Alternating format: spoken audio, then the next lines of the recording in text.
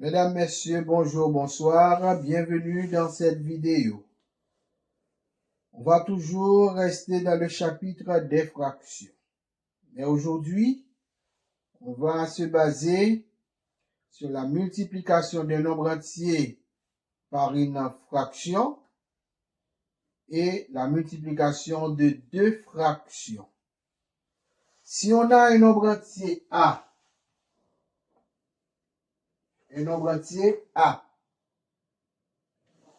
on le multiplie par une fraction B sur C. Un nombre entier A multiplié par B sur C. C'est une fraction dont le numérateur est B et le dénominateur est C. On ne va pas se casser la tête. Que dit la règle? On va juste multiplier le nombre entier par le numérateur, c'est-à-dire A multiplié par B, et on conserve le dénominateur qui est C. Si on veut réduire, on peut dire A multiplié par B, ça donne AB sur C, tout simplement. OK? Tout simplement. Par exemple, si j'ai un nombre entier 8,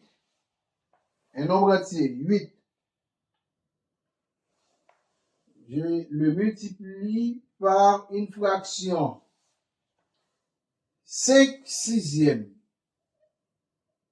5 sixièmes. Eh bien, je fais pareil. Le nombre entier c'est 8.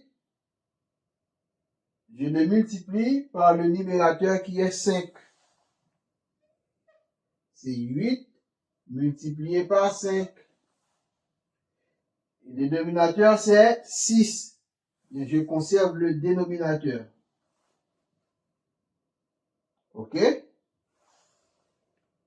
Si je vais réduire 8 multiplié par 5, ça donne 40.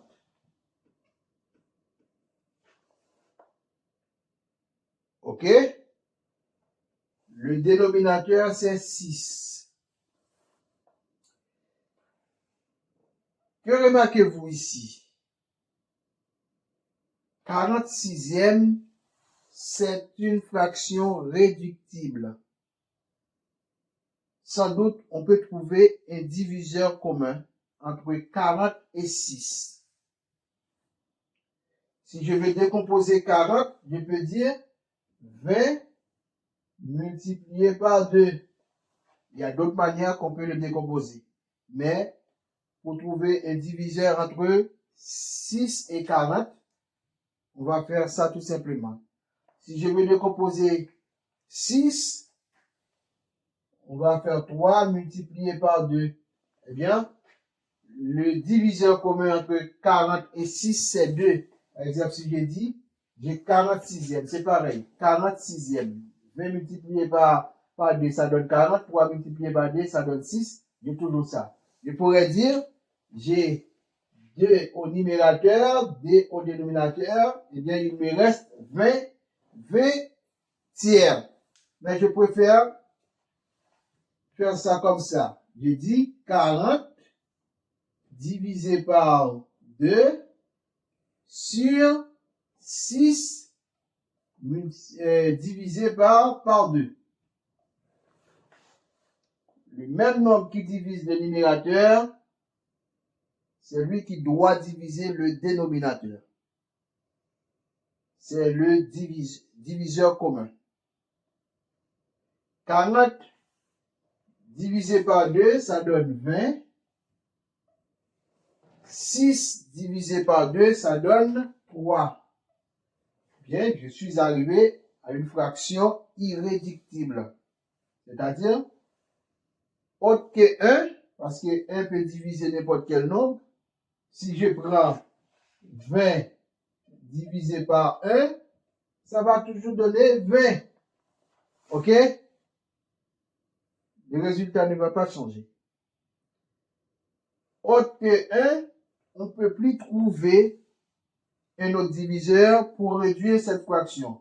il n'y a pas un diviseur commun entre 20 et 3. Eh bien, le résultat final, c'est 20 tiers. OK? Là, on est arrivé à une fraction irréductible. On ne peut plus la réduire. OK? C'est clair. Maintenant, on va passer à la multiplication de deux fractions.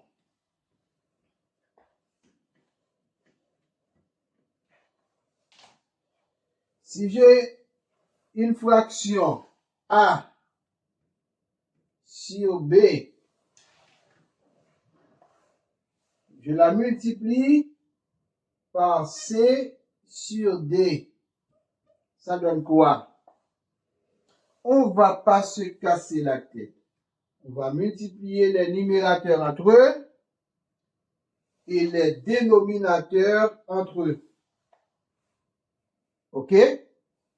Ou plus simple.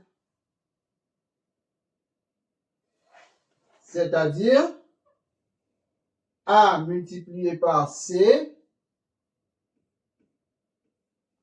et B multiplié par D.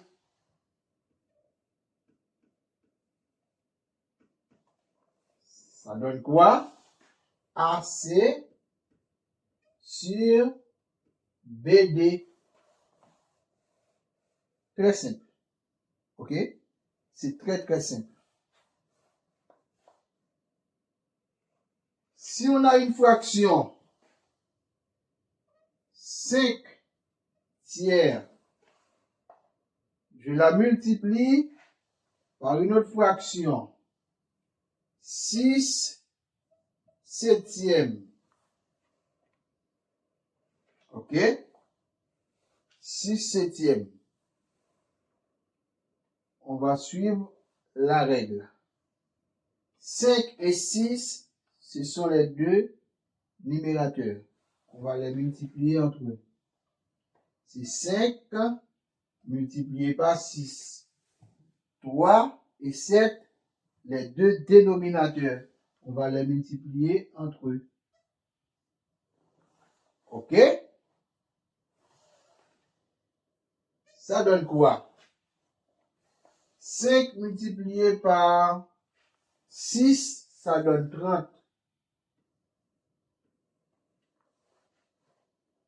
3 multiplié par 7, ça donne 21. Que remarquez-vous ici? 21 et 30 21e, c'est une fraction réductible. Sans doute, on peut trouver un diviseur commun entre 30 et 21. C'est-à-dire, je peux dire c'est 10 multiplié par 3, ça donne 30. Et 21, je peux trouver un autre nombre aussi. C'est-à-dire, je peux dire c'est 7 multiplié par 3. C'est-à-dire, le même nombre qui est au numérateur, le diviseur qui est au numérateur, c'est lui qui doit être au dénominateur. Eh bien, le diviseur commun entre 30 et 21, c'est 3. Je pourrais dire ici, il y a 3 au numérateur, il y a 3 au dénominateur, eh bien, il me reste 17e. Mais je préfère dire ici 30 divisé par 3 et 21 divisé par 3. C'est le diviseur commun qu'on trouve entre 30 et 21. Ça donne quoi? 30 divisé par 3, ça donne 10. Et 21 divisé par 3, ça donne 7. Là, on est arrivé à une fraction irréductible. Parce que, autre que 1, on ne peut plus trouver un autre diviseur commun entre 10 et 7.